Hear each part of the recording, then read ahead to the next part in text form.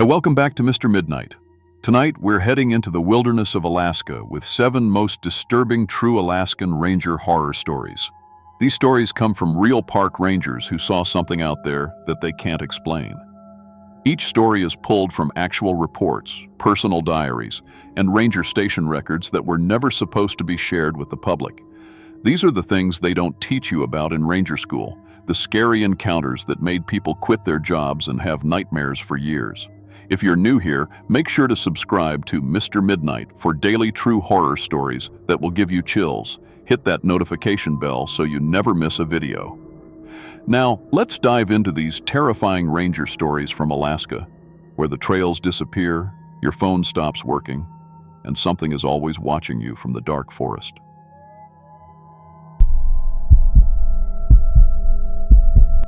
My name is Mike Torres, and I've been a park ranger at Denali National Park for 8 years now. Before this, I spent 10 years in construction, working with my hands, building things that would last. But after my back started giving me trouble from all that heavy lifting, I figured it was time for a change.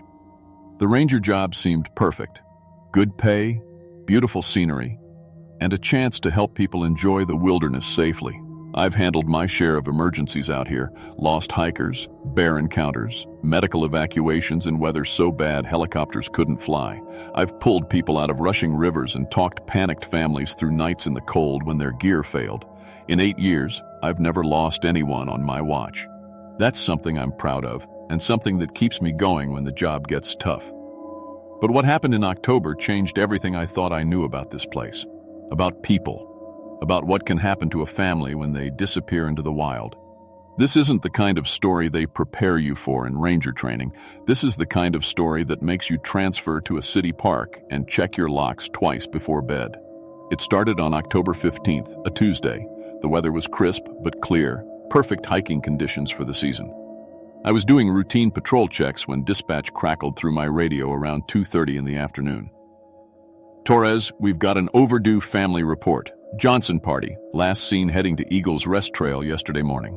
Expected back last night. I keyed my radio. Copy that. How many in the party? 4 total. Father, David Johnson, 45, accountant from Anchorage. Mother, Sarah Johnson, 42, elementary school teacher.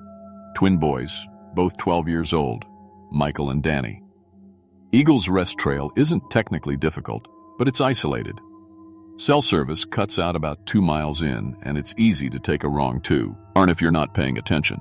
Most of the time when families go overdue, it's because they're taking their time, enjoying themselves, maybe camping an extra night. But the Johnsons had reservations at a hotel in Fairbanks. They wouldn't just decide to stay longer without calling. I drove my patrol truck to the trailhead and immediately spotted their car, a blue Honda Pilot with Alaska plates. What caught my attention right away was that all their gear was still inside. Emergency beacon, first aid kit, extra food, even their heavy jackets were sitting in the back seat. Nobody heads into backcountry without their emergency gear, especially not with kids. I radioed it in. Base, I'm at the Eagles Rest trailhead. Vehicle confirmed, but all emergency equipment is still in the car. That's unusual. Copy, Torres. Any signs of struggle? I walked around the car, checked the doors, looked at the ground. Everything seemed normal except for the abandoned gear. Negative on struggle. Vehicle's locked, no damage. Just seems like they left in a hurry or maybe thought they were only going for a short walk. I grabbed my pack and emergency gear and headed up the trail. The first mile was normal. Packed dirt path, clear trail markers, nothing out of place. But around mile 2, I found their backpack, or what was left of it. The blue fabric was shredded, torn in long strips like something with claws had gone after it. But it wasn't scattered around like you'd expect from a bear attack. The remains were placed carefully beside the trail, almost stacked. I keyed my radio. Base, found torn backpack about 2 miles in. Fabric looks shredded by claws, but the placement is weird. Not scattered like animal attack. Torres, are you seeing bear sign in the area? I looked around carefully. No scat, no claw marks on trees, no paw prints in the soft dirt. Negative on bear sign. Whatever did this, I'm not seeing the usual evidence. That's when I found the blood trail. Not much blood, just drops here and there leading off the main path into thicker forest. But something about it felt wrong. Bear attacks are messy, chaotic. This blood trail was almost neat, like drops from a minor cut, not a mauling. I followed it for about a quarter mile before I found more of their gear scattered through the trees. A water bottle here, a granola bar wrapper there, one of the boys' baseball caps hanging from a low branch. But again, everything was placed, not dropped, like someone was leaving a trail of breadcrumbs. I radioed base again. Found more gear scattered off trail. Blood trail leads this direction, but this doesn't look like a bear attack. Whatever did this was methodical, not frenzied. The sun was getting low, and protocol said I should head back and return with a full search team in the morning. But something in my gut told me the Johnson family didn't have until morning. I was back on the trail at first light, this time with backup coming in from the south entrance. But I wanted to check the area where I'd lost the blood trail the night before. That's when I found their campsite. It was about a half-mile off the main trail, in a small clearing next to a stream. Perfect camping spot. Level ground, fresh water, protected from wind. And their tent was set up perfectly. Guy lines tight, rain fly properly secured, sleeping bags arranged neatly inside. Base, I found their campsite. Tent is set up. Looks like they spent at least one night here. Any sign of the family? I walked around the campsite carefully. The fire ring had cold ashes, maybe a day old. Cooking gear was laid out like someone had been preparing breakfast but never finished. No signs of struggle, no blood, nothing disturbed. Negative on the family. But base, this is strange. Everything looks normal, like they just stepped away for a few minutes. That's when I started noticing the tracks. In the soft dirt around their campsite, I could see boot prints from Fu, or different people. 2 adult sizes, 2 smaller ones that matched kids' shoes. The family had definitely been here. But there were other tracks too. The strange tracks were barefoot, human-sized but with toes that seemed too long, spread too wide. And they didn't follow any normal walking pattern. They circled the campsite multiple times, coming close to the tent but never going inside. I keyed my radio. Base, I'm seeing unusual track patterns around the campsite. 4 human tracks match the family size, but there are others. Barefoot human tracks, but they don't look right. Torres, are you saying someone else was at their campsite? Affirmative. These tracks show the family walking around normally, then suddenly all 4 sets of tracks changed direction at the same time, like they were being herded. I followed the tracks away from the campsite. They led deeper into the forest, but what really unsettled me was how organized everything looked. The family's tracks stayed close together, like they were walking as a group, but the strange bear tracks surrounded them on all sides. About 100 yards from their camp, I found David Johnson's wallet sitting on a flat rock. Not dropped, not hidden, placed carefully in the center of the rock like someone wanted it to be found. All his credit cards and ID were still inside, along with about $200 cash. 50 yards further, I found Sarah's wedding ring hanging from a tree branch at eye level. No blood on it, no signs of struggle. Just hanging there like someone had carefully placed it. The boys' shoes were lined up side by side on a fallen log, unlaced neatly like they'd been tucked into bed. This level of organization was starting to scare me more than any bear attack would have. I radioed it in. Base, I'm finding their personal belongings arranged carefully along a trail. Wallet, jewelry, children's, shoes. This feels deliberate, like someone's leaving us a message. Torres, do you need backup? This doesn't sound like a normal search and rescue. Not yet, but something's definitely wrong here. I'm going to keep following the trail. As I continued deeper into the forest, I started hearing sounds. Faint at first, like wind through the trees. But gradually I realized it was whistling. Human whistling. But the pitch was wrong somehow. Too high, too sharp, like a bird trying to imitate a person. The whistling seemed to come from all around me, moving through the trees ahead of where I was walking. Every time I stopped to listen, it stopped too. Every time I started walking again, it started up ahead of me. By afternoon, I was sure something was following me. Not just the whistling, I could feel eyes on me, hear the occasional branch snap that wasn't caused by wind. But whenever I turned around or stopped to look, there was nothing there. I made camp that night about 3 miles from where I'd started that morning. Set up my tent, got my gear organized, tried to radio base for a status check. But my radio was only getting static. In 8 years of ranger work, I'd never had complete radio failure in this area. I tried my satellite phone as backup, but it couldn't find any satellites. According to the GPS, I was exactly where I should be, but none of my communication equipment would work. That's when I heard the children laughing. It was faint, echoing through the trees like it was coming from far away. But it sounded exactly like kids playing, the kind of happy laughter you hear at playgrounds. For a moment, I felt relief. Maybe the Johnson boys were okay. Maybe they were playing somewhere nearby. But as I listened more carefully, something was off about the laughter. There was an echo that didn't make sense, like the sound was bouncing off surfaces that shouldn't be there. And underneath the laughter, I could hear whispering. I packed up my camp and started following the sound. It led me to a clearing about a quarter mile away, where someone had built a shelter out of branches and pine boughs. Not a proper lean-to like you'd learn in Boy Scouts, but something more elaborate, almost like a nest. Stuck to the trees around the clearing were dozens of drawings made with charcoal on pieces of bark. Children's drawings, but disturbing ones. Stick figures with adults lying down and children standing over them. Families holding hands, but some of the people had X marks over their faces. In several of the drawings, the children had elongated arms and too many teeth. That's when I found them. Michael and Danny Johnson were sitting in the makeshift shelter, whispering to each other in voices so quiet I could barely hear them. They looked physically unharmed, but different somehow. Their clothes were dirty, their hair tangled, but they seemed calm. Too calm for kids who'd been missing for 3 days. "Michael? Danny?" I called softly, not wanting to startle them. They looked up at me with expressions I'd never seen on children's faces before. Not fear, not relief, not even curiosity. Just a kind of patient interest, like they'd been expecting me. "Hello?" one of them said. I couldn't tell which twin was speaking. "Are you here to learn?" "I'm Ranger Torres," I said carefully. "Your parents are worried about you. We need to get you home." The boys looked at each other and whispered something I couldn't understand. Then the other one spoke up. "Our parents graduated already.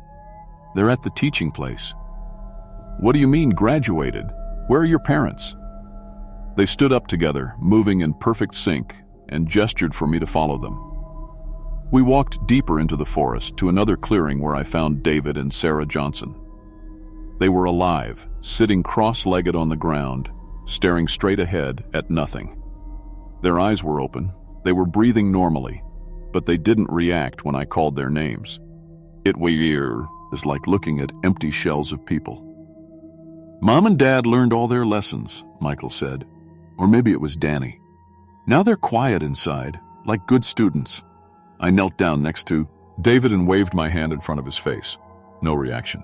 I checked his pulse. Normal. Pupils responded to light. Physically, he seemed fine, but mentally, he was just gone. "Boys, what happened to your parents? Who taught them lessons?" "The old student," they said together. "He's been teaching for a long time. He taught us too, and now we teach others." That's when the third child appeared. He looked about 16, filthy and wild, wearing clothes that had once been camping gear but were now just rags held together with pine pitch and strips of bark. His hair was long and matted, his fingernails grown out like claws. But his eyes were the worst part, completely alert and intelligent, but with no warmth in them at all. "I'm the teacher now," he said in that same whisper voice the Johnson boys had been using. "I learned from the teacher before me, and he learned from the one before him. It's been going on for a long time." I reached slowly for my radio, but the boy shook his head. "Your talking box won't work here. This is the teaching place. No outside voices allowed." "How long have you been out here?" I asked. "Time doesn't matter in the forest. I've been learning and teaching. The adults learn to be quiet inside. The children learn to teach others. It's a good system. He gestured around the clearing, and I saw them, more adults sitting motionless between the trees. 8 people total, all conscious but completely unresponsive, like someone had erased their personalities and left just the basic functions running. "How many children have you taught?" I asked, trying to keep my voice calm. "The Johnson boys are quick learners. They're already teaching the newer students." He pointed to another area where I could see 2 smaller children, maybe 8 or 9 years old, sitting quietly with that same empty stare. "Those kids were reported missing last month. Realized. They graduated from noise to quiet. Now they help with the lessons." The Johnson boys had moved to flank me on both sides, and I could see other children emerging from the forest around us. Maybe 6 or 7 kids total, all with that same unnaturally calm demeanor. "Would you like to learn?" the teenage teacher asked. The adults always think they know better at first, but they learn to be quiet eventually. The children usually understand faster. "I need to get these families back to town," I said. "They have people waiting for them." "The outside world is full of noise and anger and fear," the boy said. "Here, we learn peace. We learn quiet. We learn to make others quiet too." The circle of children was tightening around me. They weren't aggressive, but they weren't letting me leave either. "It's time for your first lesson," the teacher said. I looked at the empty-eyed adults sitting around the clearing and made a decision. While the children were focused on their teacher, I broke through their circle and ran. Behind me, I could hear them discussing in those whispered voices, but they didn't chase me. They were confident I couldn't leave their territory, couldn't call for help, couldn't escape their teaching place. They were almost right. It took me 6 hours of running through the forest before my radio crackled back to life. I was maybe 10 miles from where I'd started, completely exhausted, but I managed to reach dispatch. "Base, this is Torres. Emergency.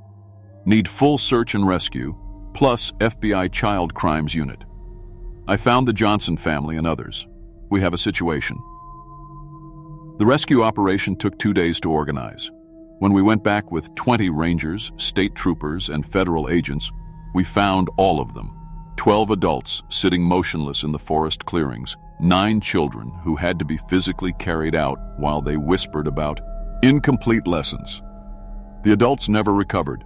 They're in long-term psychiatric care now, conscious but completely unresponsive to any outside stimulus. The doctors say their brains show normal activity, but it's like their personalities were just erased. The children required years of therapy. Most of them eventually remembered their real names, their families, pieces of their lives before the forest. But none of them could explain exactly what happened in those clearings, or how one missing teenager had managed to teach so many people to become empty shells of themselves. I transferred to a city park in Anchorage 3 months later. I can't work in isolated areas anymore. At night, I still hear children's laughter echoing in my dreams, and sometimes I catch myself listening for whispered voices teaching lessons I never want to learn. The teenage teacher was never found. Sometimes I wonder if he moved on to start a new school somewhere else, or if he's still out there in Denali, waiting for the next family to wander off the main trail. Either way, I'll never forget the sound of those children whispering, or the sight of adults who had learned to be quiet inside. Some kinds of teaching should never happen, and some students should never graduate.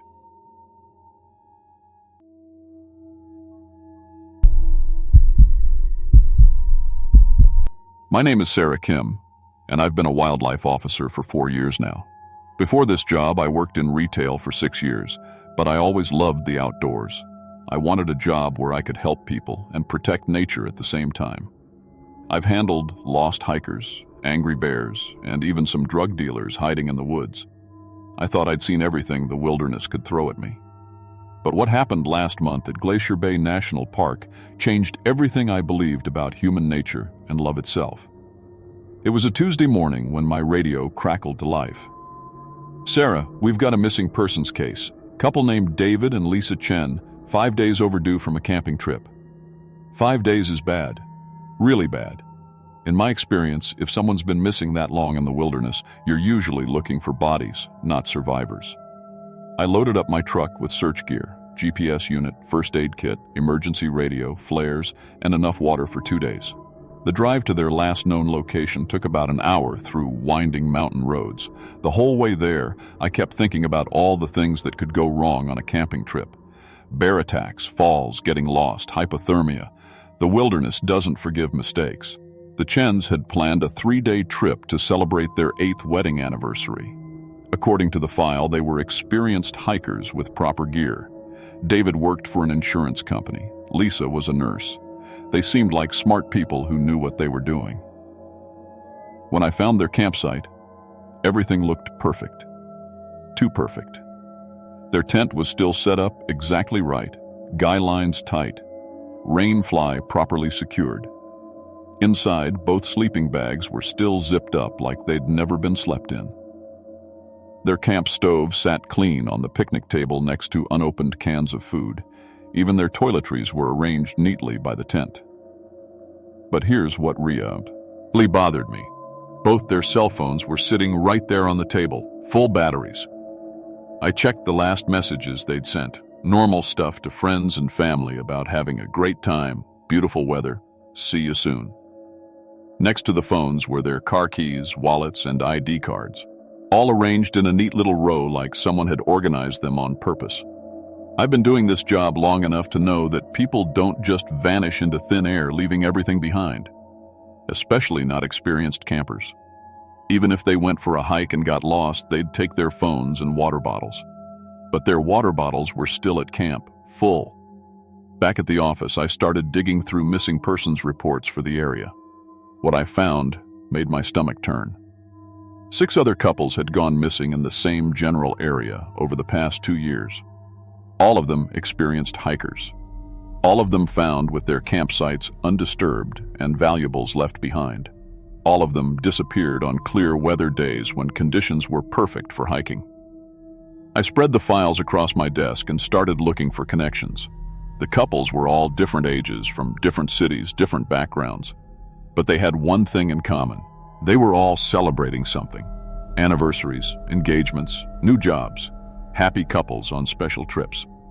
That's when I decided to visit the local shops where these couples might have stopped for supplies. At Murphy's General Store, the owner, an old guy named Pete, remembered the Chens right away. "Nice couple," he said. "They came in 3 days before they went missing. Bought some extra batteries and trail mix. But what I really remember is this young man who was helping them. Helping them how? Kid was maybe early 20s, clean-cut, very polite. He overheard them asking about campsites and jumped right in with recommendations. Kenneth knew everything about the trails, which spots were best for privacy, where to see wildlife. Really helpful kid." Pete described the young man. Average height, brown hair, drives an old pickup truck. He'd seen him around town for about 2 years, always friendly, always eager to help campers find the perfect spot. He recommended that same campsite to all of them, didn't he? I asked, though I already knew the answer. Pete nodded slowly. "Now that you mention it, yeah. Always said it was perfect for couples. Private, romantic, great views." I spent the next week tracking down witnesses from the other missing couples cases. Same story every time. The helpful young man would strike up conversations with couples, learn they were celebrating something special, then recommend his favorite secret campsite. Every single time, it was the same isolated spot where the Chens had disappeared. I decided to check the area more carefully. This time, I brought my partner Jake, and we spent hours combing through the woods around the campsite. That's when Jake spotted something that made us both freeze. "Sarah, you need to see this." Hidden about 50 yards up the hillside, camouflaged with branches and leaves, was a trail camera. Professional grade, the kind hunters use to track deer movements. It was positioned to have a perfect view of the entire campsite. My hands were shaking as I removed the memory card. Back at the office, we loaded the footage onto my computer. There were hours and hours of recordings going back months. Most of it was just empty forest, but then we found the files from when the couples were there. The footage showed exactly what you'd expect at first. Couples arriving, setting up camp, cooking dinner, going to sleep. Normal camping stuff. But then I noticed something that made my skin crawl. In several shots, you could see a figure watching from the trees. just standing there for hours, completely still, watching the couple sleep.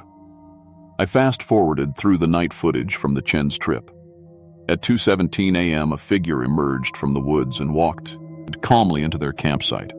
The person, definitely a young man matching Pete's description, went straight to their water bottles. He had a small syringe. He injected something into both bottles, then carefully placed them back exactly where they'd been. The whole thing took less than 2 minutes. Then he disappeared back into the woods. The footage from the next day showed the Chens drinking from those bottles during breakfast.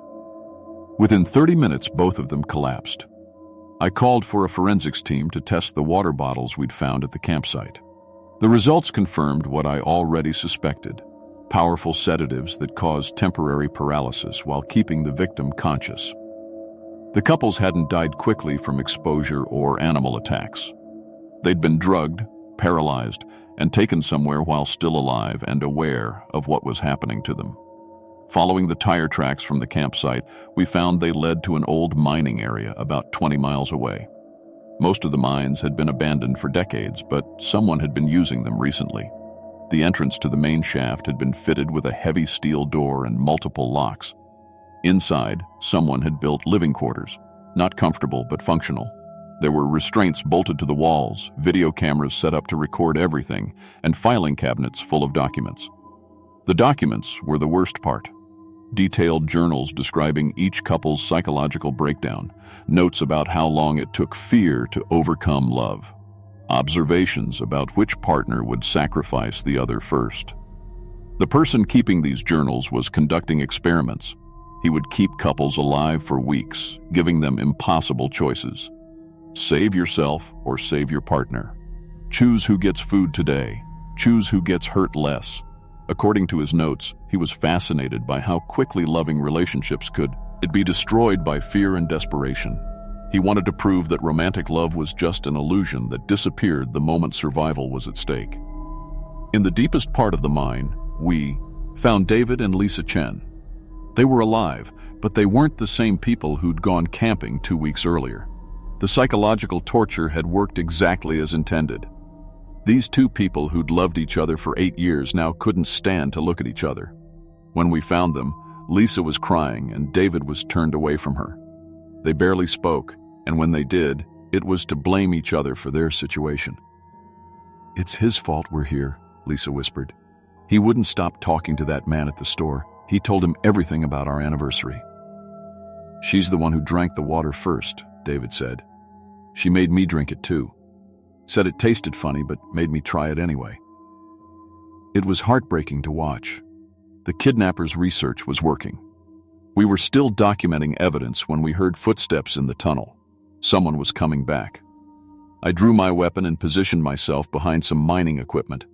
The young man who walked in looked exactly like Pete had described: clean-cut, average height, completely normal looking. He saw me immediately and didn't even try to run. "Officer," he said calmly, "you're contaminating my research site." "Your research site?" "I'm studying the breakdown of human pair bonds under extreme stress. These couples have provided invaluable data about the myth of romantic love." He spoke like he was discussing a science project. No emotion, no recognition that he'd tortured people. "I have video evidence proving that love is just evolutionary programming," he continued. "When survival is threatened, every couple chooses self-preservation over their partner. Every single time." "You're sick." "I'm a scientist. I was a psychology graduate student before I began this research. My professors wouldn't approve my dissertation on the illusion of love, so I had to gather data independently." He was completely calm, even proud of what he'd done. He started showing me video clips on his phone, footage of other couples he'd captured, breaking down, turning on each other. "See? Love dies the moment you introduce real consequences. I can make any couple hate each other in less than 2 weeks." I managed to keep him talking while backup arrived. He seemed genuinely excited to explain his methods to someone. He thought he was making important scientific discoveries. When my partner arrived with the state police, we arrested him without incident. He continued talking about his research the entire time, completely unaware that what he'd done was evil. We found 4 other couples in different parts of the mine complex, all alive, but all psychologically destroyed. 8 people who'd loved each other enough to go on romantic trips together, now unable to stand being in the same room. The man's name was Marcus Webb, 24 years old. He'd been a psychology graduate student at the State University until he dropped out 2 years ago. His professors remembered him as brilliant, but obsessed with proving that human emotions were just biological tricks. Marcus was declared mentally competent to stand trial. He showed no remorse and continued insisting his research was valuable right up until he was sentenced to life without parole. All 6 couples we rescued divorced within 6 months. The psychological damage was too severe. People who'd planned to spend their lives together couldn't get past what they'd experienced in that mine. The hardest part for me was watching the Chens during the trial. They testified separately because they couldn't bear to be near each other. David had chosen to let Lisa be tortured to save himself. Lisa had done the same thing. Marcus had succeeded in destroying something that had taken them 8 years to build. I still work as a wildlife officer, but I transferred to search and rescue. I couldn't handle any more criminal investigations after seeing what Marcus had done to those couples. The case changed how I think about relationships. I've been with my boyfriend, Tom, for 3 years, and sometimes I catch myself wondering what we'd do if we were put in an impossible situation. Would our love survive if it was really tested? Marcus was wrong about love being an illusion, but he was right about one thing. Fear can destroy anything if you let it. I try not to let his twisted research affect my relationship with Tom, but sometimes late at night, I think about those couples who trusted each other completely until someone taught them not to. I still patrol the same area where those couples disappeared. The campsite looks peaceful now, just trees and a picnic table, but I always check the woods extra carefully. You never know who might be watching, waiting to prove that the things we value most can be taken away. If you're ever camping with someone you love, trust your instincts. And if a helpful stranger recommends the perfect isolated campsite, maybe find somewhere else to stay. Some people collect butterflies or coins.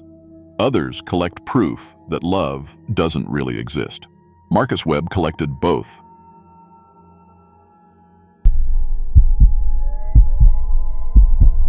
My name is Tommy Rodriguez, and I've been a delivery driver for Northern Supply Company for 6 years now. I drive the remote routes up in Alaska, the ones nobody else wants. Cabins so far out you need GPS coordinates just to find the driveway. Most drivers quit after their first winter, but I grew up in Minnesota. Cold doesn't scare me, or at least it didn't used to. I've delivered everything from medicine to generators to families living 50 miles from the nearest neighbor. I've driven through ice storms that turned my windshield into a sheet of white. I've pulled trucks out of ditches when the temperature hit 40 below. The company trusted me with the hardest routes because I always got through.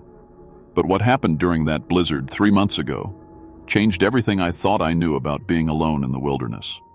Sometimes the most dangerous predators aren't the wolves or bears you expect. Sometimes they walk on 2 legs and smile when they meet you. February 15th started like any other delivery day. I left Anchorage at 6 a.m. with a truck full of supplies heading to 4 remote cabins.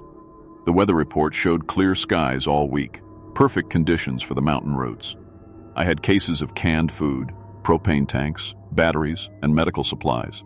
Standard winter survival stuff for people living off the grid. The first 3 stops went smooth. Each cabin took about 30 minutes to unload, and the families were always grateful.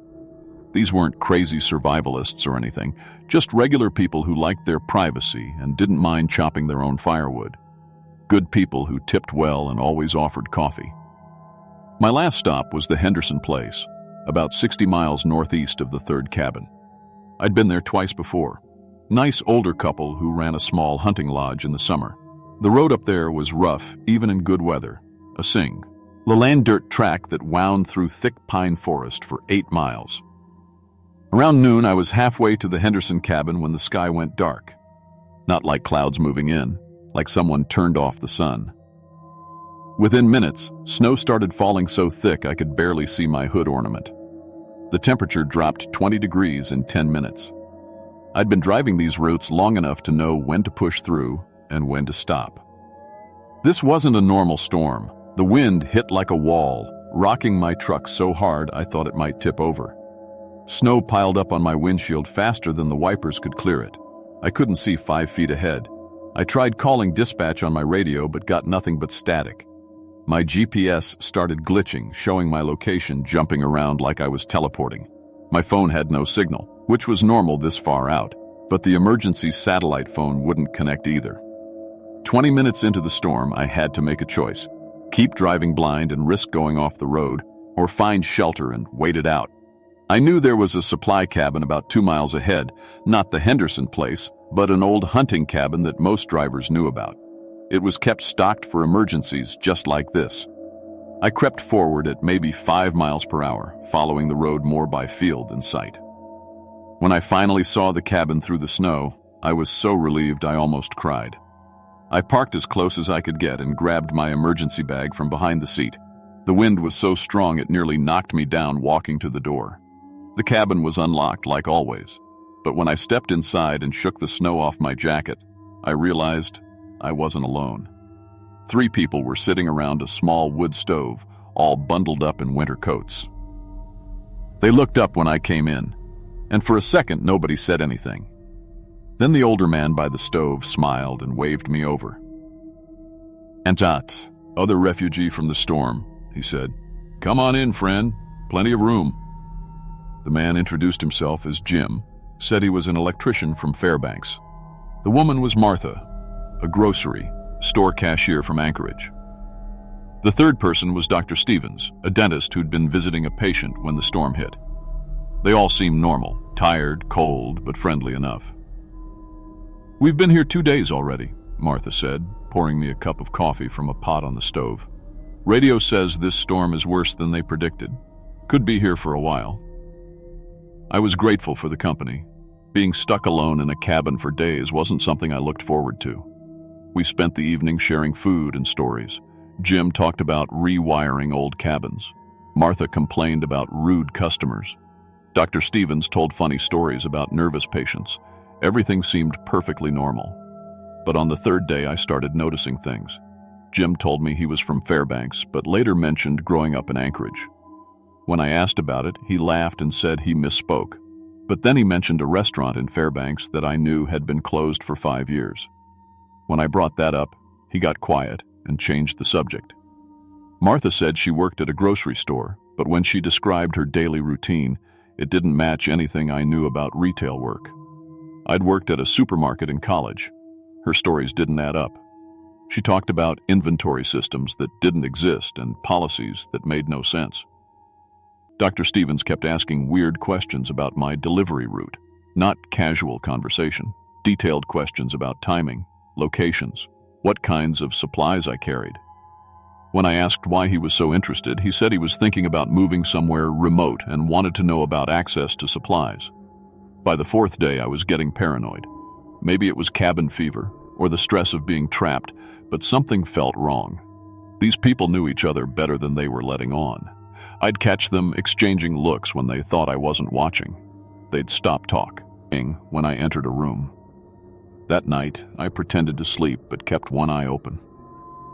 Around 2 a.m., I saw Martha get up quietly and start going through my jacket pockets. She was careful, gentle, checking my wallet, my phone, even my key ring. She wrote something down in a small notebook, then put everything back exactly where it was. My heart was pounding, but I forced myself to keep pretending to sleep. When she was done, she walked over to Jim and whispered something. He nodded and wrote in the same notebook. In the morning, I confronted them. I asked Martha directly why she'd been going through my things. The change in all 3 of them was instant. The friendly masks came off. Jim stood up slowly, and Dr. Stevens moved to block the door.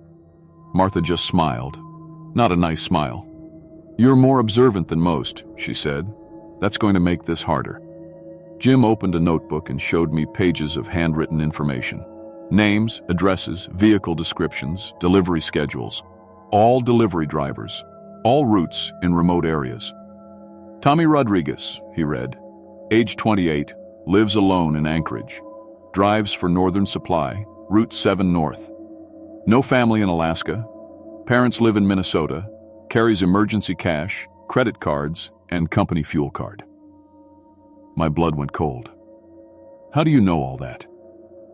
Dr. Stevens leaned against the door.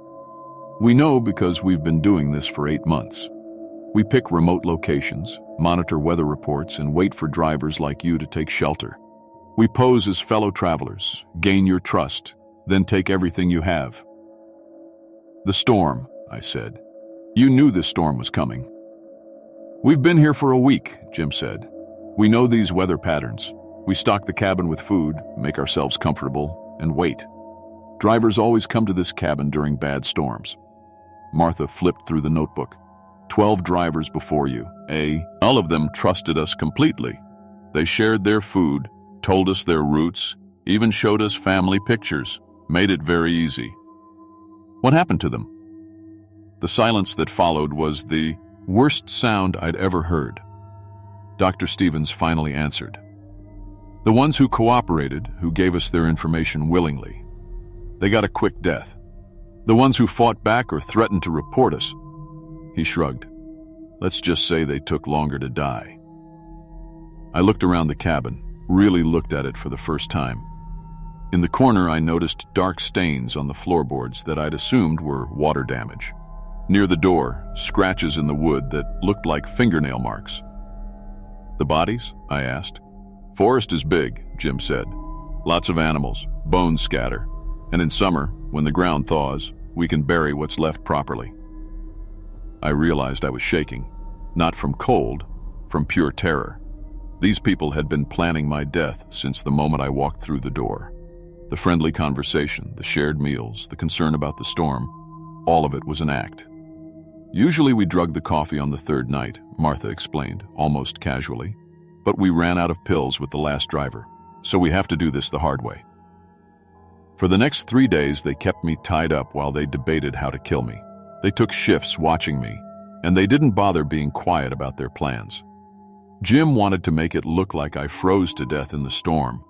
Just drag my body outside and let the cold do the work. But Martha thought that was too risky. Search teams might find the body too close to the cabin. Dr. Stevens had a more elaborate plan. Wait for the roads to clear, then stage a car accident on one of the mountain curves. Make it look like I'd skidded off the road in the storm. But that meant keeping me alive for potentially another week, and they were running low on food. The worst part was listening to them talk about the other drivers. They remembered details about each one, who cried, who begged, who tried to fight. They talked about the murders Leah's. Key, they were discussing the weather. On the 7th day, they made a mistake. The storm had finally stopped, and they were getting ready to move me. Martha was supposed to be watching me while Jim and Dr. Stevens prepared my truck, but she got distracted by something outside, probably checking the road conditions. I'd been working on the rope around my wrists for days. It was tighter than they thought, but I'd managed to loosen it just enough. When Martha turned her back, I slipped free and ran for the cabin's back storage room. There was an old hunting radio in there, the kind that ran on hand crank power. I locked the door and started cranking, trying every emergency frequency I could remember. The first few tries got nothing but static, but finally I picked up a ranger station. "This is an emergency," I said when someone answered. 3 people are holding me prisoner at the hunting cabin on Moose Creek Road, mile marker 8. They've murdered at least 12 other people. I'm Tommy Rodriguez, Northern Supply driver. Please send help immediately. The voice on the radio was calm and professional. Copy that. We have your location. Help is coming. Stay on the line. I could hear Jim and the others pounding on the storage room door. They were shouting, threatening to kill me slowly if I didn't open up. Dr. Stevens was trying to break the door down with an axe. The radio operator kept me talking, asking for descriptions of the suspects and details about the murders. I told him everything: the notebook, the victims, the body disposal methods. I was still talking when I heard helicopter rotors overhead. When the rescue team broke down the cabin's front door, all 3 of my captors tried to flip the story. They claimed I was a dangerous criminal who'd attacked them and held them prisoner. They said I'd threatened to kill them and they'd been trying to defend themselves. But the evidence was overwhelming. The notebook with victim information, the suspicious stains on the floor. Most damning of all, when police searched the forest around the cabin, they found remains from multiple bodies. Jim, Martha, and Dr. Stevens whose real names turned out to be different from what they'd told me, were all convicted of multiple counts of murder. The investigation eventually linked them to 16 different disappearances over the past 2 years. The official inquiry cleared me of any wrongdoing, but the experience changed everything. I can't drive the remote routes anymore. Every time I see an isolated cabin or meet stranded travelers, I remember that friendly conversation around the wood stove. I remember how normal they seemed. I took a job driving local deliveries in Anchorage now. City routes, lots of traffic, plenty of witnesses. I know it makes me look weak. The guy who used to drive the hardest routes in Alaska, now afraid to leave the city. But I don't care what people think. The worst part isn't the nightmares or the paranoia. It's knowing that for 6 days I was completely fooled. These weren't monsters or criminals who looked dangerous. They were ordinary people who could carry on normal conversations while planning your murder. Sometimes I wonder about the other drivers, the ones who didn't make it out. Did they realize what was happening? Or did they trust these people right up until the end? Did they die thinking they'd found help in the storm, or did they know the truth? I still get Christmas cards from some of the families on my old routes. They ask when I'm coming back, say they miss seeing me. I never know how to respond. How do you explain that you're afraid of the very isolation that used to make you proud? The 3 killers are all serving life sentences without parole. But sometimes when I'm driving through Anchorage and I see someone stranded by the roadside, I wonder if there are others out there, other smiling faces hiding murder in their hearts, waiting for the next storm to bring them another Vic. Tim. I used to think the wilderness was dangerous because of the cold, the isolation, the wild animals. Now I know the truth. The most dangerous predators are the ones that look just like us.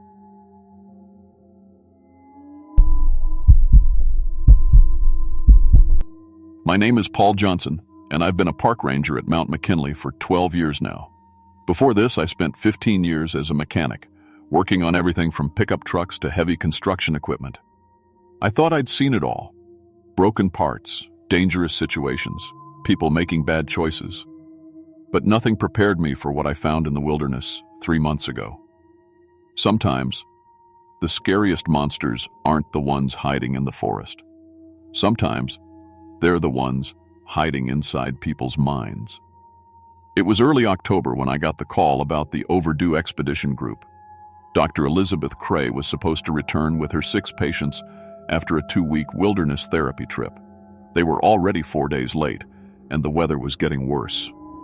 I knew Dr. Cray by reputation. She was a psychiatrist who specialized in trauma recovery. She'd been bringing small groups into the wilderness for years, using nature as a way to help people heal from terrible experiences. Car accidents, military combat, violent crimes. She helped people who had seen the worst life could offer. The plan was simple. Take my ATV as far as the old logging road would allow, then hike the remaining 8 miles to their last known campsite. I packed extra food, medical supplies, and emergency radio equipment. The temperature was dropping fast and snow was coming. The forest felt wrong from the moment I started hiking. Too quiet. No birds singing, no small animals rustling in the bushes. Even the wind seemed to hold its breath. After 20 years in these woods, I know when something's off. I found their first campsite around noon. The fire pit was cold but organized. Neat piles of firewood, a well-dug latrine, everything clean and proper. These people knew what they were doing. But there were strange markings carved into a nearby tree. Symbols that looked almost military, like rank insignia. 3 miles deeper, I found the second campsite. This one was different. The fire pit was bigger, surrounded by logs arranged in perfect rows like chairs in a meeting room. More carved symbols on multiple trees arranged in a pattern that reminded me of a military command structure. Someone had been organizing these people like soldiers. The third campsite told a darker story. Food wrappers were scattered around, but not equally. Some spots had lots of empty packages, others had almost none. Someone was controlling who ate what. And there, carved deep into a large oak tree, were the words, "The weak must be removed." I found Dr. Cray's journal at the 4th campsite, hidden under a pile of rocks near the creek. The leather cover was water damaged, but most of the pages were readable. What I read made my blood run cold. The early entries were normal, professional notes about her patient's progress. She wrote about Jake, a military veteran dealing with combat trauma; Maria, a young woman recovering from a violent assault; 4 others, all working through their own demons with Dr. Cray's help. But as the days went on, the tone changed.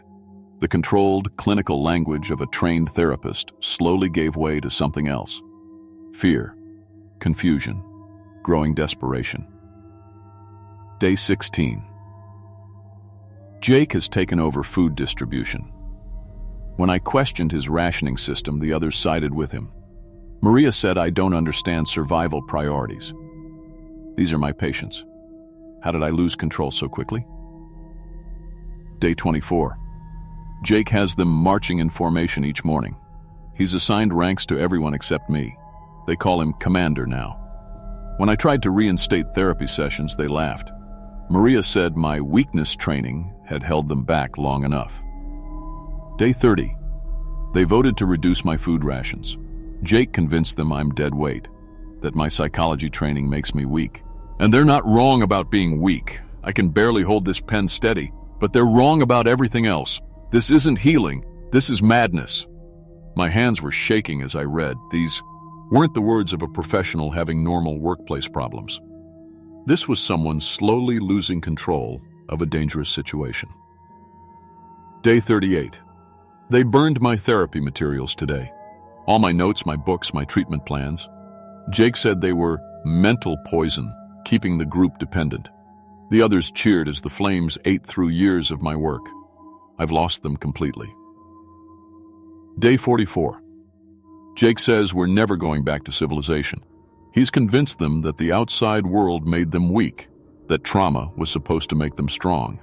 They're planning a permanent settlement. When I mentioned the search parties that would come looking for us, Maria just smiled and said, "Let them come."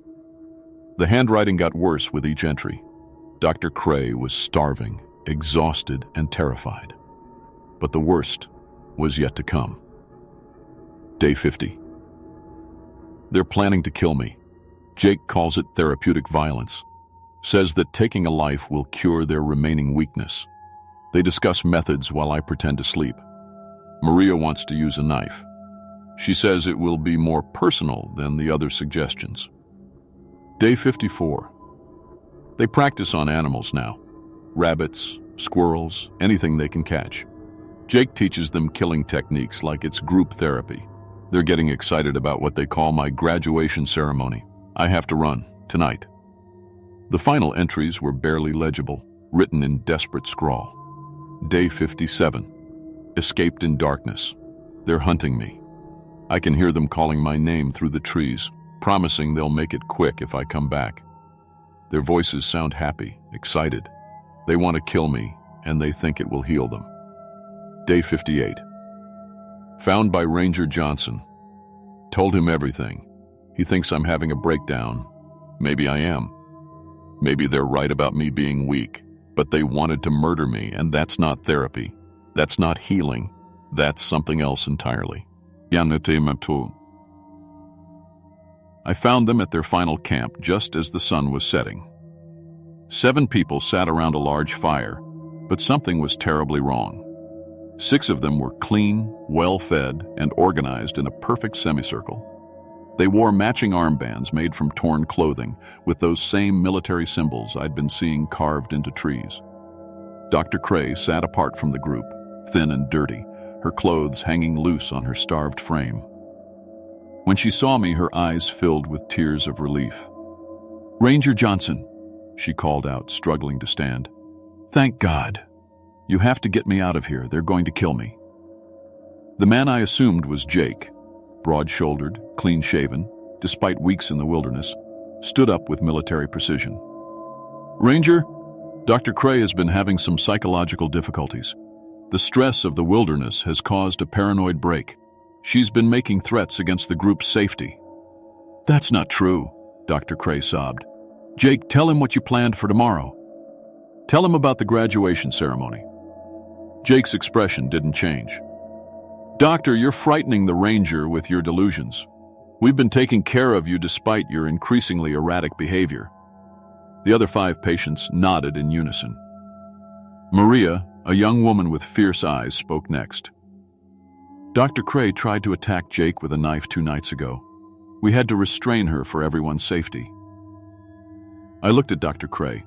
She was maybe 120 pounds, weak from hunger and exhaustion.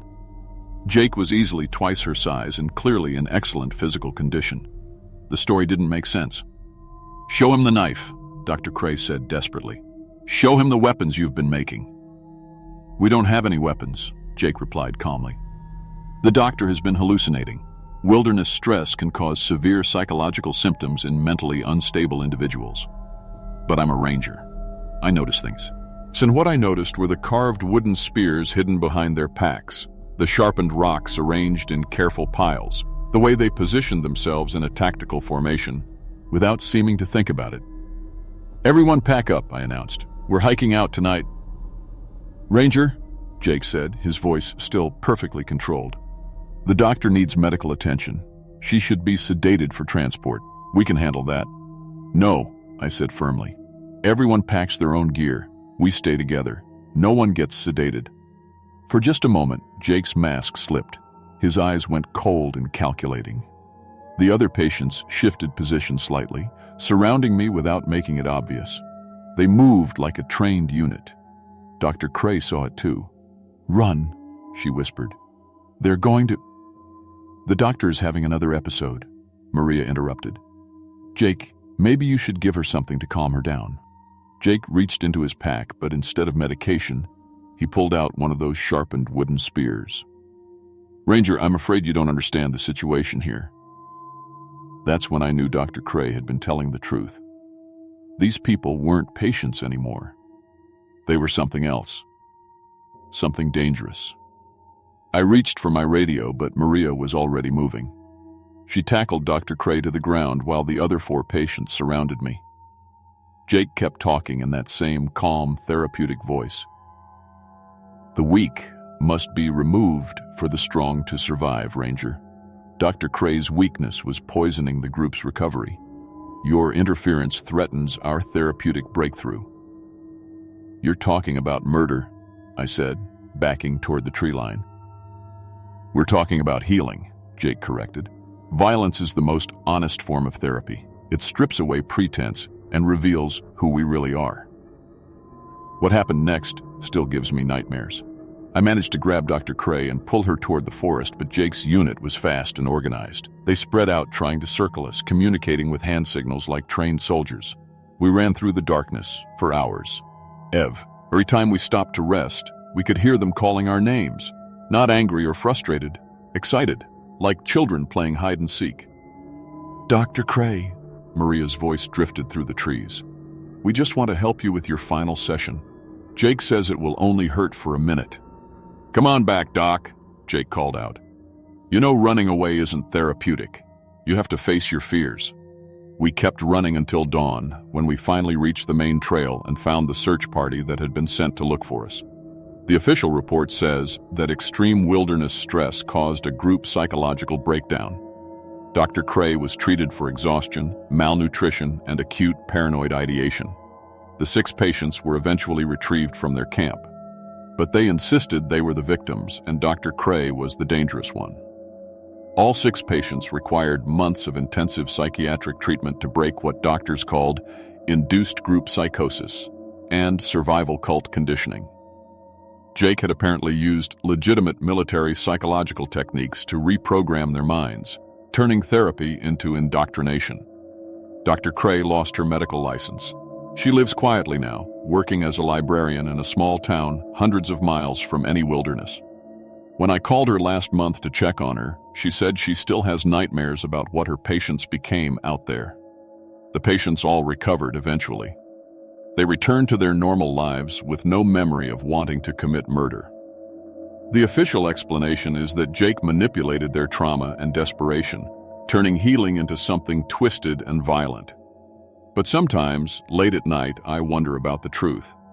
Was it really just psychological manipulation? Or did something in that wilderness change them into something else entirely? I still work as a ranger, but I've changed my policies. No more solo rescues of OVE, do groups. No more trusting that people are who they claim to be. Because I learned something terrible in those woods.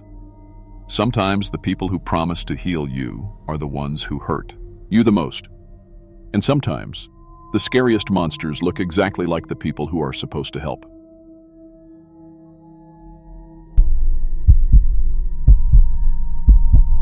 My name is Rebecca Stone, and I've been a park ranger for 10 years. Before that, I was a social worker for 8 years, helping kids who had nowhere else to go. I thought I knew what evil looked like. I thought I'd seen the worst that people could do to children. But what happened 3 years ago in the Alaska wilderness showed me I was wrong. Dead wrong. Some monsters don't hide under beds. They hide behind smiles and official papers.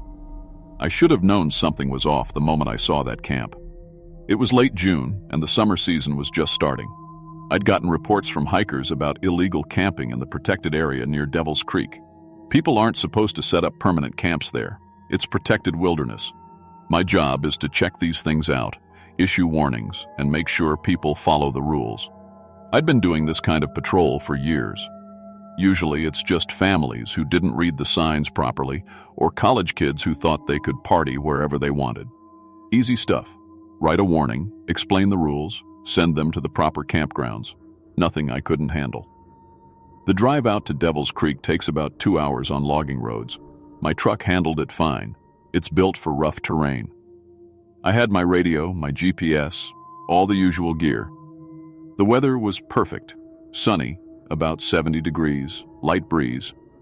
Everything felt normal. But when I got to the reported location, I knew this wasn't normal at all. There were 8 tents set up in a perfect circle. Big, expensive camping tents, not the cheap stuff you get at discount stores. They had a full kitchen setup with propane stoves, coolers, even a generator. Someone had dug a proper fire pit with rocks arranged around it. This wasn't temporary camping. This was a long-term operation. A man came walking over to me before I'd even gotten out of my truck. He was maybe 50, average, height, wearing clean outdoor clothes that looked new. He had this big smile on his face, the kind that salespeople use. "Officer, thank goodness you're here," he said, extending his hand. "I'm Bill Henderson. I was hoping to speak with someone from the Park Service." That should have been my first warning sign. Most people camping illegally don't want to talk to rangers. They try to pack up and leave as fast as possible. But this guy seemed happy to see me. "I'm Ranger Stone," I told him. "Sir, this is protected wilderness. Camping isn't allowed here." "Oh, I completely understand your concern," he said, pulling out a folder from his jacket. "We're actually running a wilderness therapy program for troubled teenagers. I have all the permits right here." He handed me papers that looked official. Letterhead from something called Alaska Youth Wilderness Recovery. Signatures and stamps that seemed real. A permit number that looked legitimate.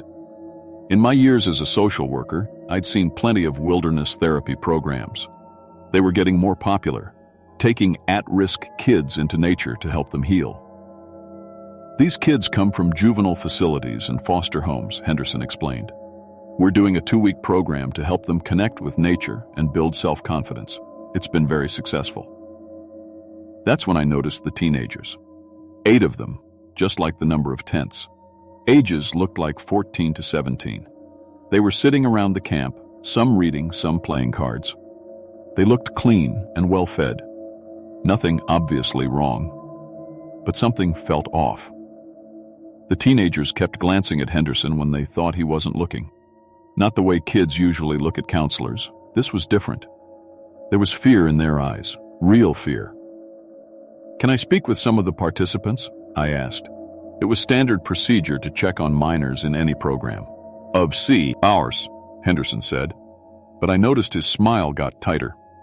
Though I should mention, many of these kids have authority issues.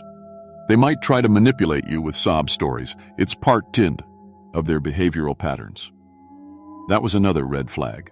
Legitimate program leaders don't usually start by telling you not to believe the kids. I walked over to a group of 3 teenagers sitting by one of the tents. 2 girls and a boy, all looking to be about 16. "Hi there," I said, trying to sound friendly. "I'm Ranger Stone. How are you guys enjoying the program?" They looked at each other before answering. the kind of look that said they were trying to figure out what they were supposed to say. "It's good," one of the girls finally said. She was thin, with blonde hair that needed washing. "We're learning a lot about nature." "Yeah," the boy added quickly. "Mr. Henderson teaches us about surviving in the wilderness." But while he was talking, one of the girls, a redhead with freckles, kept trying to catch my eye. She kept looking toward Henderson, then back at me, like she wanted to say something but was scared. I decided to test something. "That sounds great. So what's your favorite part of the program so far?" The teenagers froze. They literally didn't know what to say. In a real wilderness program, kids would have stories about hiking, learning to build fires, maybe complaining about the food. These kids had nothing. "We like the educational parts," the blonde girl finally said. Henderson appeared beside me, like he'd been listening the whole time. "Ranger Stone, I hate to cut this short, but we have scheduled activities starting soon. The kids need to stay on their program timeline." As I walked back to my truck with Henderson, the redhead girl suddenly stood up and walked past us. She was holding something in her hand, looked like a piece of paper. As she passed me, she tried to slip it into my jacket pocket. Henderson saw her do it. His whole personality changed in that instant. The friendly smile disappeared. His eyes went cold and hard. "Sarah, what did I tell you about bothering our visitors?" His voice was completely different now. Harsh, threatening. The girl, Sarah, stopped walking and looked terrified. I was just... Henderson stepped closer to her. "Go back to your tent. Now." She practically ran away. Henderson turned back to me, and the fake smile returned. "I'm sorry about that. Sarah has some serious behavioral issues. She's been caught stealing and lying repeatedly. We're working with her, but she still tries to manipulate adults." He held out his hand. "I believe she tried to give you something."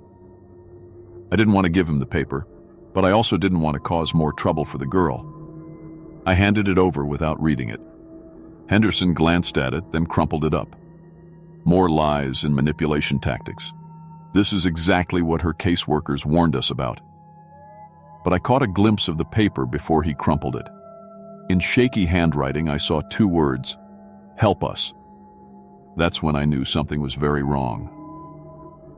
"Mr. Henderson," I said, trying to keep my voice professional, "I'm going to need to verify this program with my supervisor. Standard procedure for any overnight camping in protected areas." His smile got even more fake. "Of course, Ranger Stone, though I should mention this program operates under federal jurisdiction due to our funding sources. Your local office might not have the details." He was giving me the runaround, and we both knew it. "I'll be back tomorrow to follow up," I told him. "We'll be here," he said. But something in his voice said they wouldn't be. I drove back to the ranger station with my head spinning. Everything about that camp felt wrong, but I couldn't put my finger on exactly what. The papers looked real. The man seemed to know what he was talking about, but those kids were scared, and that note. Back at the station, I called my supervisor, Tom Martinez. He'd been a ranger for 20 years and had seen everything. "Tom, I need you to help me check on a wilderness therapy program," I said. "Something doesn't feel right." "What's the organization?" he asked. "Alaska Youth Wilderness Recovery. Guy named Bill Henderson running it." Tom was quiet for a minute. "Never heard of them. Let me make some calls." An hour later, Tom called me back. "Rebecca, there's no registered organization by that name in Alaska. No Bill Henderson licensed to run youth programs. No permits issued for wilderness therapy in that area." My blood went cold. "Tom, there are 8 teenagers at that camp. We need to get out there right now," he said. "I'm calling state police for backup." We drove out to Devil's Creek at dawn the next morning. Tom brought 2 other rangers, and we had a state trooper following us. I was hoping I was wrong about everything, hoping there would be some simple explanation. But when we got to the campsite, it was empty. Not just empty, cleared out like no one had ever been there. The fire pit was cold and scattered. No tent marks in the dirt. No trash. Nothing. If I hadn't seen it myself, I would have thought I'd imagined the whole thing, except for 3 teenagers sitting by the creek. They were in bad shape, really bad shape. Skinny like they hadn't eaten in days, dirty and weak. One of them was the redhead girl, Sarah, who had tried to give me the note. The state trooper and I ran over to them while Tom radioed for medical support. "Sarah," I said, kneeling down beside her. "Where is everyone? Where's Mr. Henderson?" She looked at me with hollow eyes. "He left," she said, her voice barely a whisper. "He took the others and left us because we're too sick to travel." "How long have you been out here?" the trooper asked. 3 years, said one of the boys, a kid who looked maybe 15 but seemed older. "He brought us here 3 years ago." That's when they told us the real story. Bill Henderson wasn't running a wilderness therapy program. He was kidnapping runaway teenagers and hooded, Mellis kids from cities, kids who wouldn't be missed. He'd find them at bus stations, shelters, anywhere desperate kids gathered. He'd offer them food and a place to stay. Once he got them isolated in the wilderness, he put them to work. Illegal logging, mining operations, 12 hours a day of hard labor with almost no food. He sold the timber and minerals and kept all the money. The kids couldn't escape because they were miles from anywhere, and Henderson had convinced them their families didn't want them back anyway. He'd tell them they were criminals now, that they'd go to prison if they tried to leave. And if they tried to run, he'd track them down and bring them back for punishment. Beatings, days without food, worse things that some of the kids couldn't even talk about yet. "How many others were there?" I asked.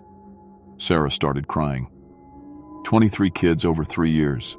Some of them aren't alive anymore." "What do you mean?" "Kids who tried to escape too many times," she whispered.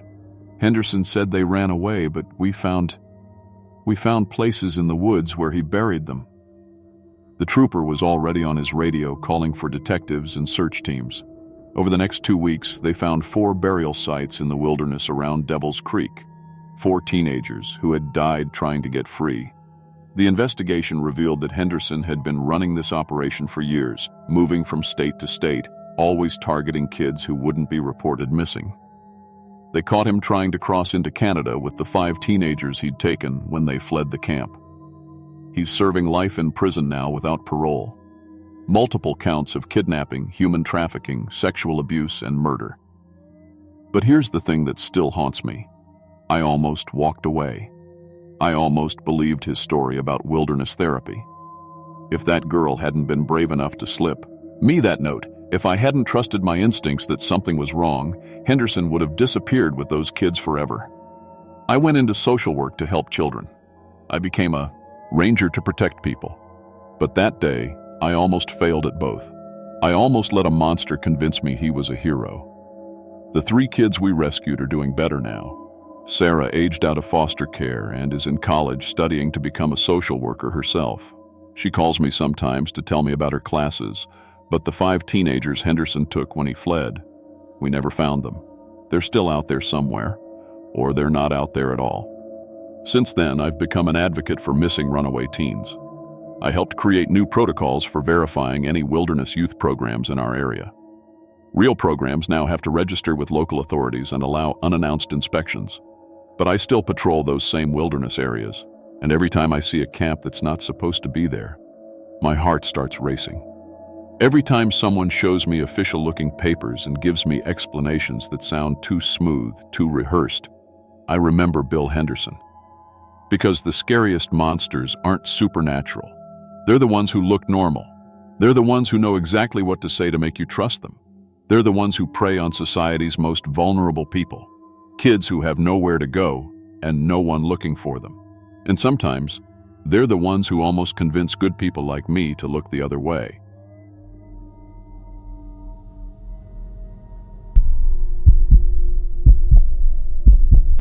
My name is Jake Morrison, and I've been a senior ranger at Chugach National Forest for 14 years. Before this job, I spent 8 years as a logger, so I know these woods better than most people know their own backyards. I've pulled lost hikers out of blizzards, tracked down missing kids, and dealt with everything from angry bears to drug dealers using our trails. I thought I'd seen it all. But what happened 3 months ago during a search and rescue operation changed everything I thought I knew about what lives in these forests. It started on a Tuesday morning when my radio crackled to life at 6:30 a.m. Missing person report. Alex Thompson, 26, software developer from Anchorage.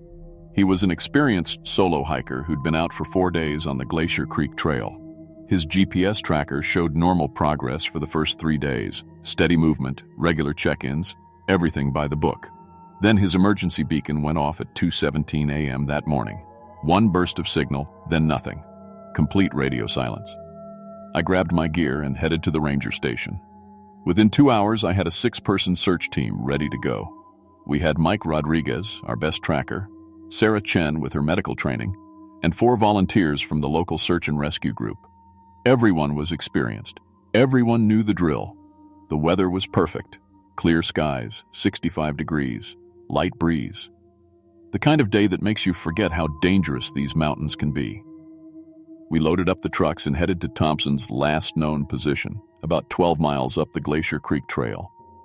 When we found his campsite, everything looked normal at first. His tent was properly set up, guy lines tight, rainfly secured. His backpack sat neatly beside the tent, food properly stored in a bear canister 20 feet away. His sleeping bag was laid out inside the tent like he'd planned to use it. But Alex son wasn't there. "His boots!" Sarah called out from behind the tent. "Look at this!" We all turned. Thompson's hiking boots were hanging from tree branches 15 feet off the ground. Both boots, laces still tied, like someone had just stepped out of them and floated up into the trees. Mike was already on his knees, studying the ground around the campsite. "Jake, you need to see this." The footprints were impossible to miss once you knew what to look for. Barefoot human prints, but bigger than any human foot I'd ever seen. 18 inches long, 8 inches wide, with clearly defined toes. The stride length was enormous. Each step covered nearly 6 feet of ground. "What do you think?" I asked Mike. He'd been tracking for 20 years, worked with the state police on criminal cases. "If these belong to a person, they'd have to be 9, maybe 10 feet tall," he said, shaking his head. "But look at the depth. Whatever made these weighs at least 400 pounds. The tracks led away from the campsite, heading deeper into unmarked wilderness. As we followed them, we started noticing other things. Tree branches broken off at heights that would require incredible reach. Large stones, some weighing 200 pounds or more, moved from their natural positions and stacked in deliberate patterns. On the second day of searching, we found Thompson's clothing. His jacket and shirt were hanging from branches 30 feet up in a massive spruce tree. The fabric was torn but not shredded, more like it had been carefully removed and placed there. There was blood on the clothing but no signs of animal attack, no claw marks, no bite patterns. Our bloodhounds refused to track the scent. These were professional search dogs, trained to follow trails in all kinds of weather, but they wouldn't even approach the torn clothing. They whined and pulled back on their leashes, showing the kind of fear I had only seen when they encountered aggressive bears. That's when Tommy Williams, one of our volunteers, grabbed my arm. "Ranger Morrison," he whispered, pointing toward a thick stand of trees, about 200 yards away. "Something's watching us." I pulled out my binoculars and scanned the tree line. For just a second I saw it, a dark shape moving between the trunks. Tall, maybe 8 or 9 feet, covered in dark hair, moving with impossible speed and silence through the underbrush. "What was that?" Sarah asked. Before I could answer, we heard it. A vocalization that sounded almost human but wrong somehow, like someone trying to speak underwater, or a voice played at the wrong speed. It came from the direction of the shape we'd seen, echoing through the trees. That's when the rocks started flying. Large stones, some the size of softballs, came sailing out of the forest from positions we couldn't see. Not thrown wildly, but with precision, landing just close enough to make us nervous, never actually hitting anyone. It was like whatever was out there was trying to herd us away from a specific area. After 3 days, my team wanted out. They'd signed up for search and rescue, not whatever this was turning into. I couldn't blame them. I radioed for their extraction and continued the search alone. Following the tracks deeper into the wilderness, I found an area where several large trees had been uprooted and arranged in a rough circle. The bark on nearby trees showed deliberate claw marks, not random scratches, but patterns that looked almost like symbols or territorial markers. That's where I found Alex Thompson. He was sitting in a primitive shelter made of branches and moss, alive but staring straight ahead like he couldn't see me. Physically, he looked fine. No obvious injuries, no signs of starvation or exposure. But mentally, he was somewhere else entirely. "Alex," I called softly, approaching the shelter. "Alex Thompson, I'm Jake Morrison, Park Service. We're here to take you home." He didn't respond, just kept staring at something I couldn't see. As I got closer to examine him, I heard footsteps, heavy, deliberate steps approaching through the trees behind me. I turned around slowly, my hand moving instinctively to the radio on my belt. It was 10 feet tall, maybe more, covered in dark brown hair that looked almost human but coarser. Its face was a mixture of human and something else. Intelligent eyes, but a jaw that projected too far forward. Its hands were enormous, with fingers that looked strong enough to snap tree branches like twigs. But it wasn't threatening me. It was watching Alex Thompson with what I can only describe as concern. The creature made soft grunting sounds and gestured toward Thompson with its hands. It was trying to communicate with me. Then it did something that made my blood run cold and filled me with wonder at the same time. It knelt down beside Thompson and very gently placed one massive hand on his shoulder. Thompson finally looked up, and his face showed recognition. Not fear, recognition. Like he was looking at someone who'd been taking care of him. The creature stood up and looked at me directly. In its eyes, I saw intelligence that was definitely human-like, but also something older and wilder. It pointed to Thompson, then to me, then made a gesture toward the direction we'd come from. It was giving me permission to take Thompson home. As I helped Thompson to his feet, the creature disappeared back into the forest as silently as it had appeared. The evacuation took 6 hours. Thompson walked with us but didn't speak until we reached the ranger station. When the paramedics examined him, they found no injuries. His vital signs were normal, he was well hydrated, and he'd actually gained a couple pounds during his time in the woods. Later at the hospital, Thompson told me what happened. He'd fallen and twisted his ankle badly on his first night camping. While he was sitting by his tent, trying to figure out how to hike out injured, the creature appeared. Instead of attacking him, it had studied his injury, then very carefully picked him up and carried him to the shelter. "It took care of me," Thompson said, his voice still shaky. "It brought me berries and fish every day. Fresh water. It kept predators away at night. I could hear it moving around the shelter, making sure nothing came near me. When it got cold, it would bring dry moss and leaves to keep me warm." Thompson described watching the creature's family group, at least 3 others, including what looked like a juvenile. They communicated with each other using hand gestures and complex vocalizations. They seemed to understand that Thompson was hurt and needed help getting back to his own people. "On the last day," Thompson continued, "it kept looking toward where you found me, like it knew you were coming, like it had been waiting for someone to come get me. I filed my official report as a rescue from unknown wildlife encounter. The evidence was sealed under wildlife protection protocols. Anthropologists from the University of Alaska requested access to Thompson and the physical evidence, but the federal government classified everything. When I consulted with the local native tribes about what we'd found, the elders weren't surprised. They called the creature Fook, a forest guardian that protects the wilderness and sometimes helps lost humans. They asked us to keep the location secret and protect the creature family from outside study. 3 months later, I'm still assigned to monitor that area. The creature family moved deeper into the wilderness after Thompson's rescue, but sometimes I find their tracks near the boundary of their new territory. Large stones arranged in patterns that might be messages. Claw marks on trees that could be warnings or just territorial markers. Thompson recovered fully and went back to his job in Anchorage. But he calls me every few weeks to ask about the area where he was found. He doesn't want to go back. The experience was too overwhelming. But he says he dreams about the creature sometimes. Good dreams, where it's still watching over people lost in the woods. The scientific community is still debating what we found. Some believe we discovered evidence of an unknown hominid species that's been living in North America's remote wilderness for thousands of years. Others think we encountered something that shouldn't exist according to current scientific understanding. All I know is what I saw, an intelligent creature that chose compassion over aggression, that understood an injured human needed help and provided it without expecting anything in return. In my 14 years as a ranger, I've seen plenty of humans who wouldn't have done the same. The area where we found Thompson is now designated as protected habitat for undiscovered species. No public access, no research expeditions, no logging or development. Sometimes I hike the perimeter and wonder if the creature family is still out there, still protecting their territory, still helping lost travelers when they need it most.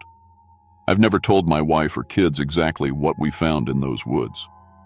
How do you explain that everything we thought we knew about what lives in the wilderness might be wrong? That there might be guardians out there watching over us, making sure we make it home safely when we venture too deep into their world. But every time a hiker goes missing in my forest, part of me hopes they'll be as lucky as Alex Thompson was.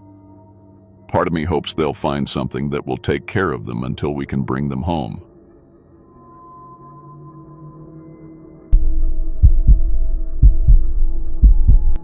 My name is David Chen, and I was a park ranger for 6 years. I say was because I can't do that job anymore. Not after what I found in the woods of Katmai National Park. Not after what found me. Before Alaska, I worked security for 3 years. Mall security, dealing with shoplifters and drunk kids. I thought that was the worst humanity had to offer. I was wrong about a lot of things back then. I came to Alaska because I wanted to protect something beautiful. The wilderness seemed pure, untouched.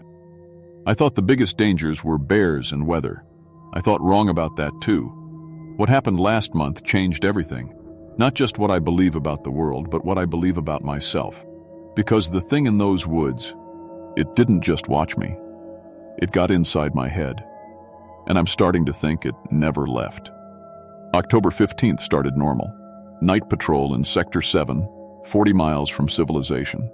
Just me, my truck, and a Sony recorder for documenting wildlife sounds. Standard assignment. The moon was full, which should have been perfect. But something felt off from the moment I parked at the trailhead. The forest was too quiet. In 6 years, I'd never heard silence like that. I hiked 2 miles to Silver Creek Ridge and set up my equipment. That's when I heard them. Wolf howls about half a mile north. Normal pack behavior. 5 animals, maybe 6. I made my notes. 10:30 p.m. Wolf pack, standard territorial calls. Everything by the book. But at 11:15, something else joined in. The howl was wrong. Too deep. Too long, like it was coming from something with a throat the size of a barrel. It lasted 15 seconds. No wolf can sustain a howl that long without breathing. The moment it stopped, every sound in the forest died. Not just quiet, dead. Like someone had turned off the world. But here's what I didn't put in my official report. I could feel it watching me. Even in that complete silence, I knew something was out there, studying me like I was a bug under a microscope. I sat in that dead silence for an hour, and the whole time, I had the overwhelming feeling that I was being evaluated. Like whatever made that sound was deciding what to do with me. When I finally hiked back to my truck, I kept looking over my shoulder. Not because I heard anything, because I could feel eyes on me every step of the way. I should have requested backup, should have reported the incident and stayed away, but I told myself it was just an unusual wolf. I was a professional. I could handle one weird animal. I came back the next night with better equipment. Night vision, sensitive microphones, the works. I was going to document this properly. The wolf pack started howling at 10 p.m., just like before. 47 minutes of normal pack behavior. Then, at 10:47 exactly, that impossible howl cut through the night. This time I was ready with the night vision. I swept the forest where the sound came from, but there was nothing. Just empty trees and shadows. Then I heard the footsteps. Heavy, deliberate steps moving through the forest about 100 yards away. But they weren't random. They were circling me. Whatever was out there was hunting, and I was the prey. I called out, "Hello, Park Service!" My voice echoed back from the trees, but the footsteps stopped. For 5 minutes, nothing. Then branches started breaking. Thick branches that would take incredible strength to snap. The sounds moved in a wide circle around my position, always staying just beyond my flashlight beam. But the worst part was the pattern.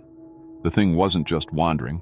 It was systematically checking every approach to my position, like it was planning something. After 30 minutes, the sounds stopped, but I could still feel it out there, watching, waiting. Wow. I got back to the station. I called Dr. Sarah Martinez. If there was something dangerous in the park, I needed expert help to identify it. Sarah arrived the next morning with her laptop and analysis software. We played back the recordings in my office, and her reaction to the unknown howl was immediate. "David, this is impossible," she said, staring at her frequency readings. "No known animal can produce sounds in this range. Look, this goes down to 20 hertz and up to 2000 hertz. That's beyond human hearing range on both ends. What could make a sound like that?" Sarah was quiet for a long time. "Based on the vocal structure analysis, whatever made this would need vocal cords the size of a human torso, and the lung capacity to sustain it. We're talking about something with a chest cavity larger than a grizzly bear." We spent hours analyzing the audio, but Sarah couldn't identify the source. She'd never encountered anything like it in 20 years of research. "I want to come with you tonight," she said. "This could be a significant discovery." I agreed, but something in my gut told me we were making a terrible mistake. Sarah and I drove out to Sector 7 that evening with thermal imaging and night vision equipment. She was excited about the possibility of documenting a new species. The wolf pack started their usual calls at 9:45. Sarah listened intently, making notes. Everything seemed normal until 11:15. The deep howl echoed across the valley, and Sarah's face went white. That's not possible," she whispered. But this time, we heard something else after the howl, the sound of something hunting, crashing through undergrowth, sounds of pursuit, then terrible sounds I don't want to describe. "We need to investigate," Sarah said. Against my better judgment, we hiked toward the sounds. What we found was a slaughter. A full-grown moose had been torn apart, but not by any normal predator. It looked like it had been ripped in half by something with incredible strength. The ground was soaked with blood and the smell was overwhelming. But the worst part was the trees around the kill site. Deep claw marks ran down the trunks, starting 12 feet off the ground. Each mark was 6 inches long and 3 inches deep, gouged into the wood like it was soft clay. "What kind of claws could do this?" Sarah asked, measuring the marks. I was about to answer when her thermal camera started beeping. "David," she whispered, staring at the screen. "Look." On the thermal display, a massive heat signature was moving through the trees 50 yards away. It was huge, at least 8 feet tall, and it was walking upright. We watched it circle our position for 2 hours. Sometimes we could hear it moving, sometimes just see it on thermal, but it never came close enough for us to see it clearly. "It's studying us," Sarah said. "Look at the movement pattern. It's gathering information." She was right. The thing wasn't just wandering. It was systematically observing us from different angles, like it was learning our behavior. At 1:30 a.m., it moved away and disappeared from our thermal range. "What do you think it was?" I asked on the drive back. Sarah was quiet for a long time. "I don't know," she finally said. "But whatever it is, it's intelligent. And I think it's been watching the park for a long time. I should have left it alone, should have filed my report and transferred to a different park. But I couldn't stop thinking about those intelligent movements, the systematic stalking behavior. I had to know what it was. So I went back alone. The howl started immediately when I arrived, like it had been waiting for me. But this time it sounded different. Not like a territorial call, like a summons. I followed the sound deeper into the forest, recording everything. The creature was leading me somewhere, staying just ahead, calling periodically to keep me on track. After an hour of hiking, I found myself at a cave system I'd never seen before. The entrance was massive, 10 feet wide, 8 feet tall, and the rock around it was covered in old claw marks worn smooth by decades of use. I should have turned back, but my flashlight beam reached into the cave, and what I saw made me forget all about protocol. Bones. Human bones. I entered the cave, recording everything.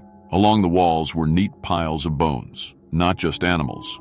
I found hiking boots, backpack fragments, a ranger's badge from 1987. Personal items that belonged to people who had disappeared in the park over the years. The missing hikers, the vanished researchers, they were all here. But the bones weren't just scattered around, they were arranged, organized by size and type, like trophies, like a collection. That's when I heard breathing behind me. I turned around and something massive was blocking the cave entrance. In the darkness, all I could see were eyes reflecting my flashlight beam. But these weren't animal eyes.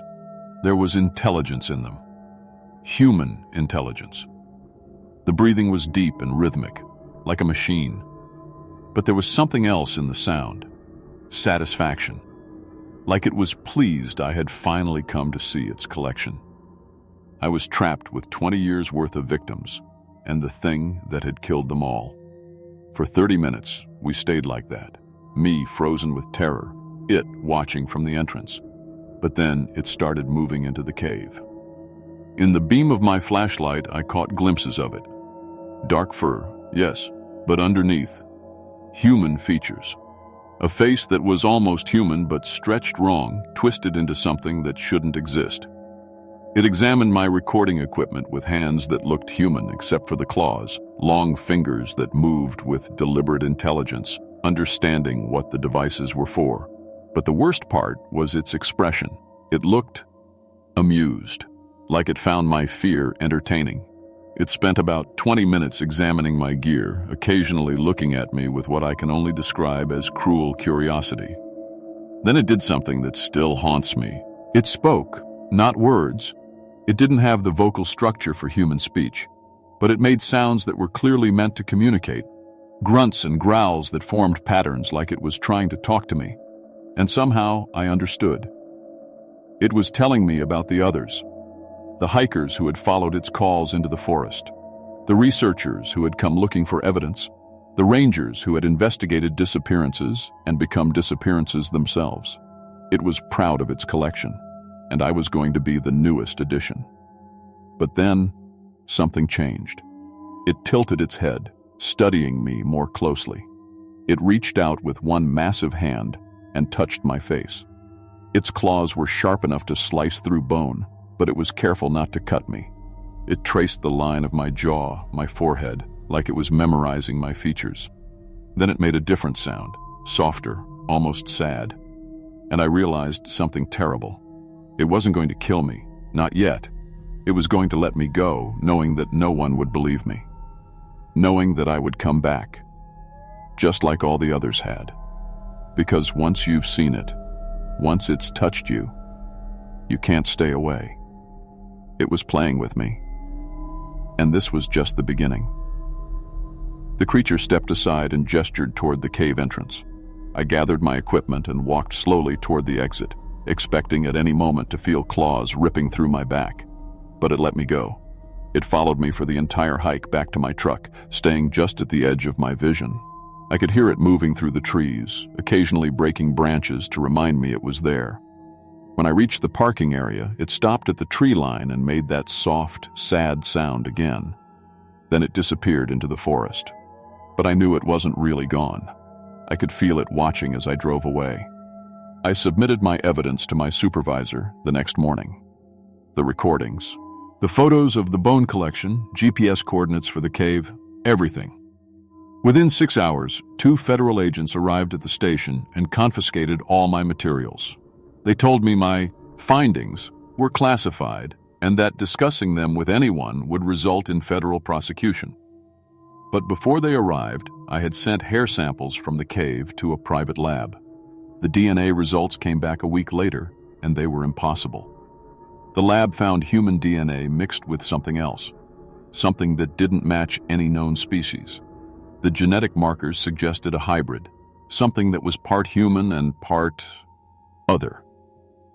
When I tried to follow up, the lab director told me that federal agents had confiscated the samples and all records of the analysis. He was terrified and refused to discuss it further. I was transferred to Denali National Park the next week. Promotion, they called it. But I knew better. That should have been the end of it. New park, new duties, hundreds of miles from Katmai. I should have been safe. But the dreams started immediately.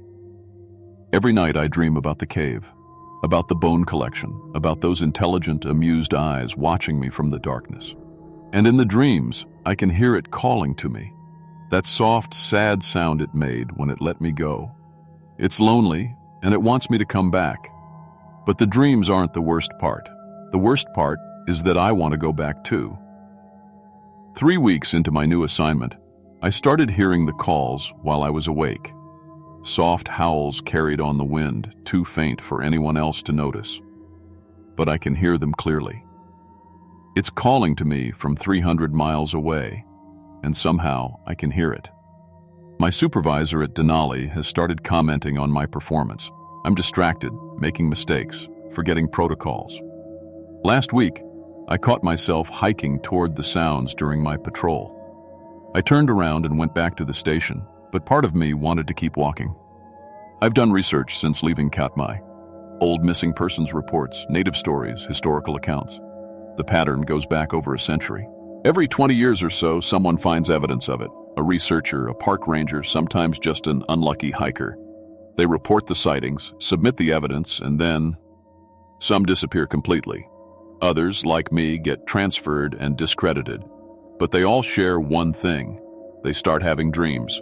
They start hearing calls, and eventually they go back.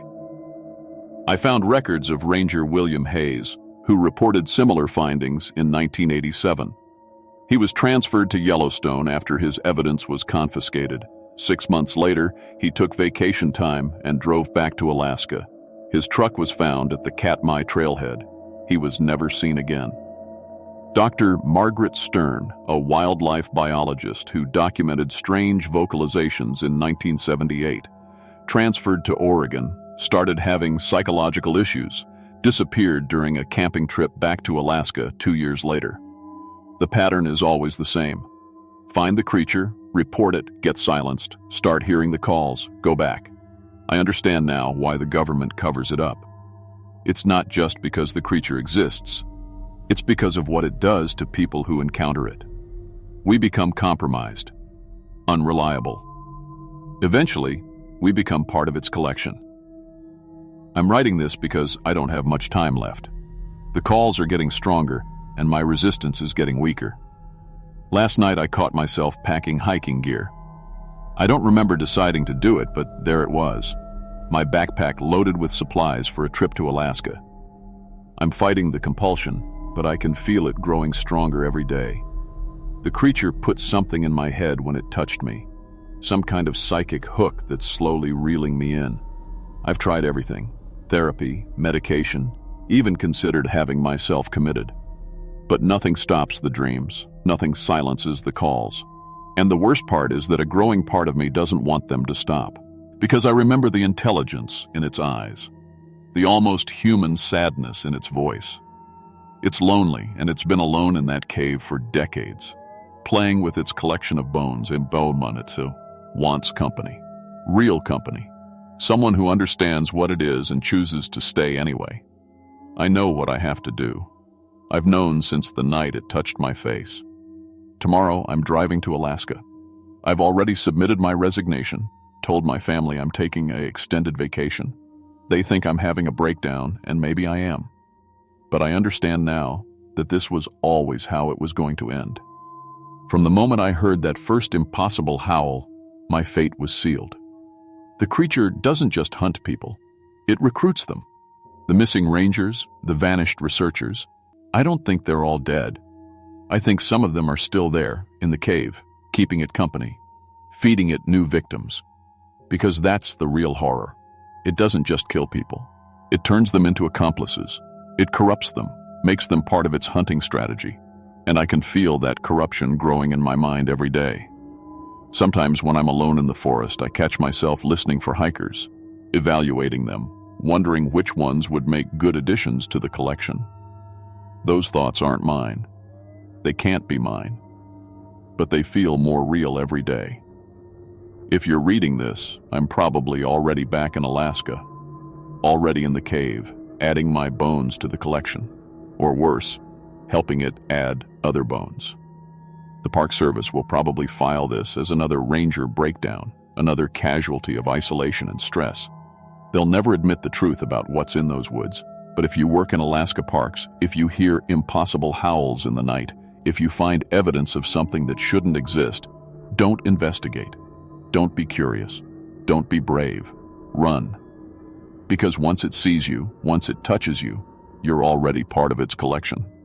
The only question is how long you'll fight the inevitable. I fought for 6 weeks. Some people might last longer, but we all end up in the same place. In the dark, with the bones, listening to it call for the next victim. And eventually, we start calling too. The howls you hear in the Alaska wilderness aren't all from wolves. Some of them are from people like me.